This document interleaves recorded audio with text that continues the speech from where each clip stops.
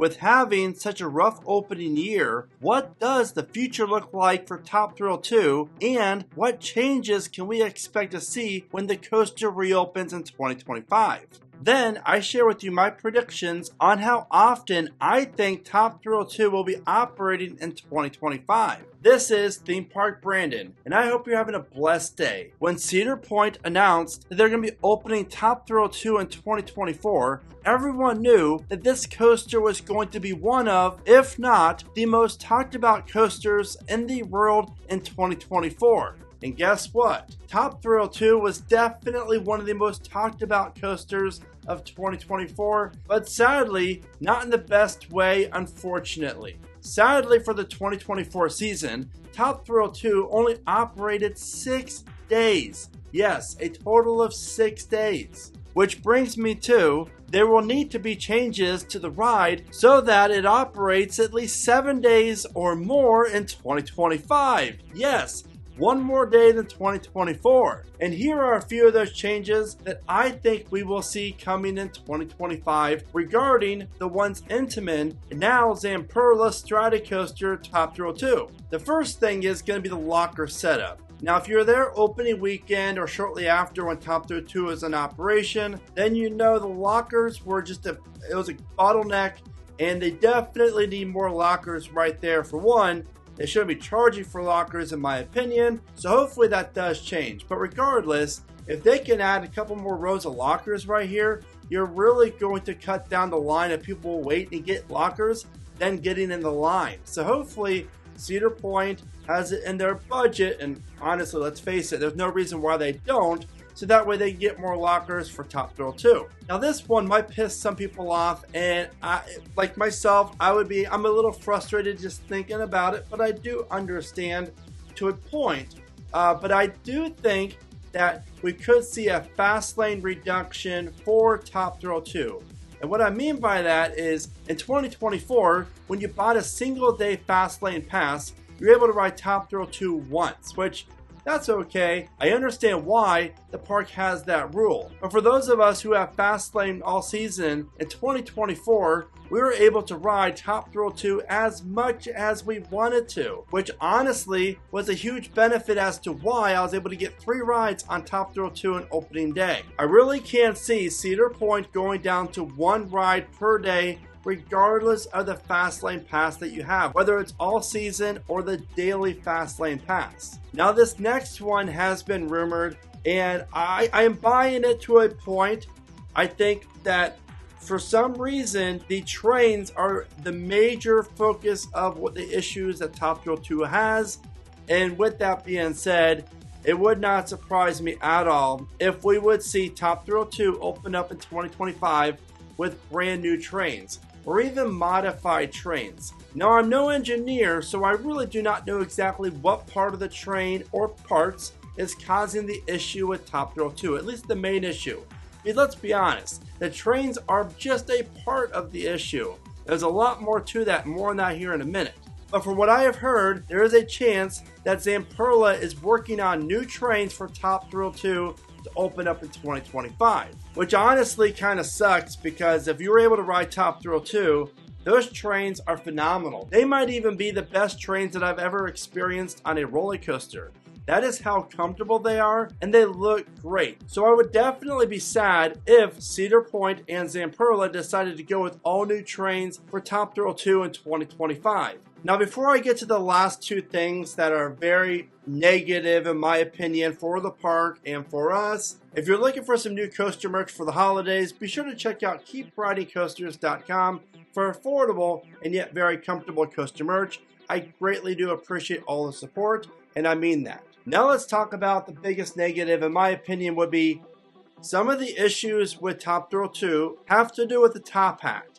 And if you've already been on Top Thrill 2, or even by looking at all the B-roll footage of the ride, or even the POV, this train is hauling over that top hat. It's not like Top Thrill Dragster. It is crazy how fast the train actually travels over the top hat. I mean, you literally get airtime. I've been on Top Thrill Dragster a bunch of times, and my first ride on Top Thrill 2 was in the very back row, and every time I ride a coaster, whether I want to or not, my hands are up in the air. Just how I do it. And going over that top hat, here's me, hands in the air. All of a sudden, I get pulled down. The air time was phenomenal. And I like held on. Because I thought, holy crap.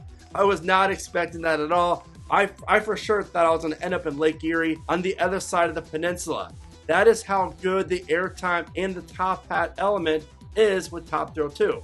So part of me wonders if a lot of the issues regarding the ride has to do with just how fast the train does travel over the top hat. And again, I really hope I'm wrong here. And I'm praying to all the roller coaster gods out there that the train will be able to go over the top hat with the same velocity and speed as it did in 2024 when it reopens. Because honestly, it's like the highlight of the coaster for me. Whether you're in the front row or the back row, it is phenomenal. And speaking of the top hat, I would not surprise me again if Cedar Point and Zamperla felt it was necessary to fix some of the issues that Top Thrill 2 has by replacing all the existing Intamin track.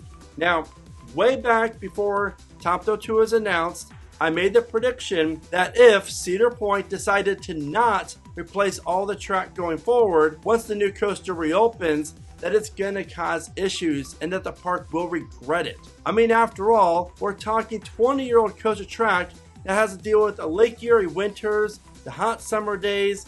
I mean, it's way up in the sky. I mean, there's a lot of debris and a lot of wind that the ride does have to deal with, obviously. So I'm kind of shocked as to why they did not replace all the track for the longevity of the coaster going forward. And I really do think we all know why they didn't, as it's the money involved. Just imagine if they had to replace all the track on the top hat. That cost alone would have ballooned the cost of the overall project, which obviously was not in Cedar Fair's budget for the 2024 season. Now, since it's almost December, and as we know, there's no construction going on around Top Thrill 2 at the moment regarding the existing track, I don't see this happening for the 2025 season. However, if Top Thrill 2 has a very bad year in 2025 again, then the future of the ride, honestly, is up in the air. Would Cedar Point decide to dump a lot more money into the project in hopes that Zamperla can get it figured out, or does the park and company decide to just scrap the ride altogether? I mean, we saw it with Kingda Ka, so I don't think that's out of the question. And now that Six Flags just announced that Kingda Ka is going to get removed and not reimagined, the possibility of Top Thrill 2 being done after the year 2025, if it doesn't have a good year at all, I mean, it's there. The possibilities definitely has increased since the Kingda Ka announcement. Which brings me to this point. How often would Top Thrill 2 be open in 2025? And when you look at Cedar Point's calendars, it starts in early May and ends in the end of October or the first weekend in November.